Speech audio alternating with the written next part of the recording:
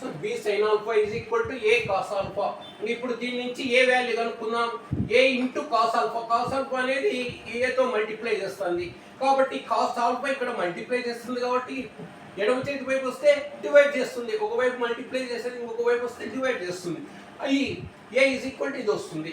ఇప్పుడు ఈ ఆర్హెచ్ఎస్ ఎల్హెచ్ఎస్గా రాసుకునే, ఎల్హెచ్ఎస్ను ఆర్హెచ్ఎస్గా రాసుకునే. A equal to B means B equal to A. దీన్ని ఏ ఈ వాల్యూను 1, దీన్ని 1 అనుకున్నాం ఈక్వేషన్ 1. ఇంకా ఇప్పుడు ఇక్కడ ఇచ్చిన దాంట్లో ఎడమ చేతి వైపు తీసుకుందాం. A into sine two alpha plus B cos two alpha.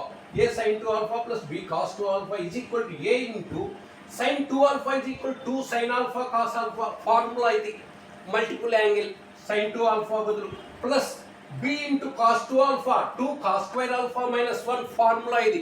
దీనికి 4 ఫార్ములాస్ ఉన్నాయి. కాస్ 2 ఆల్ఫాకు ఒకటి కాసు సైన్లలో ఉంది, ఒకటి సైన్లలో ఉంది, ఒకటి కాస్లలో ఉంది, ఒకటి ట్యాన్లలో ఉంది. ఏది అవసరమైతే అది వాడుకుంటాం. ఇప్పుడు నేను కాస్లో ఉండే ఫార్ములా వాడుకున్నా కాస్ 2 ఆల్ఫాకు. ఇక్కడ ఏ వాల్యూ ఒకటి నుంచి సబ్స్టిట్యూట్ చేస్తున్నా, ఫ్రమ్ 1 అని రాసుకుంటే అక్కడ చివరిలో ఫ్రమ్ 1 ఒకటి నుండి ఈ ఈక్వేషన్ దీంట్లో ఏ వాల్యూ ఇక్కడ సబ్స్టిట్యూట్ చేస్తున్నా. ఏ వాల్యూ ఎంత, B sine alpha cos alpha.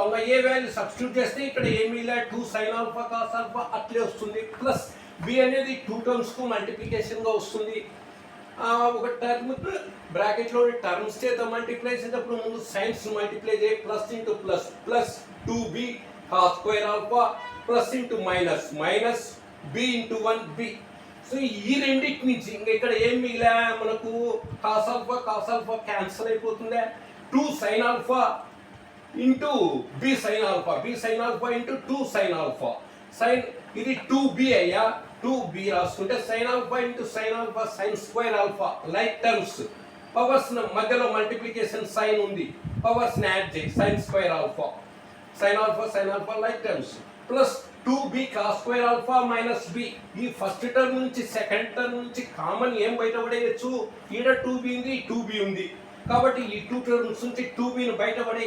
ఇంకా ఏం మిగిలే, ఫస్ట్ టర్మ్లో 2b పోతే సైన్ స్క్వేర్ ఆల్ఫా మిగిలే, సెకండ్ టర్మ్లో కాస్ స్క్వేర్ ఆల్ఫా మిగిలే. ఇంకా ఇక్కడ థర్డ్ టర్మ్ మైనస్ బి అట్లే రాసిన. 2b into sine square alpha plus cos square alpha 1 formula minus B. 2b minus B equal to B. Therefore అని ఏ sign 12 రాయండి.